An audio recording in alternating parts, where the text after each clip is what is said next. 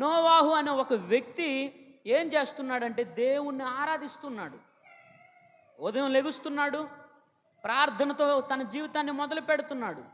ప్రభు వైపు 2 చేతులు చాచి, దేవా ఈరోజు నువ్వు నాకు ఇచ్చావు, ఈరోజు నేను సజీవుడిగా ఉన్నాను అంటే దానికి కారణం నువ్వే, నేను నా కుటుంబము సజీవులుగా ఉన్నాము అంటే దానికి కారణము నీవే ప్రభువా అని ప్రభుని స్తుతిస్తూ ఉన్నాడు, ప్రభుని ప్రార్థిస్తూ ఉన్నాడు.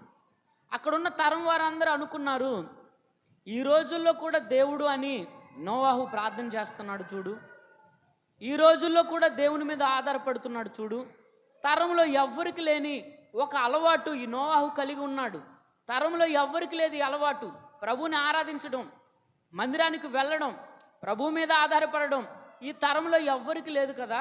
ఈ ఒక్క వ్యక్తి మాత్రం ప్రత్యేకంగా ఉన్నాడు. ఏమిటి అంటే ప్రభు లేఖనం సెలవిస్తున్న మాట ఏమిటంటే తెలుసా, మూర్ఖులైన ఈ తరానికి మీరు వేరయ్యి ఏం చేయాలి? భక్తి చేయాలి.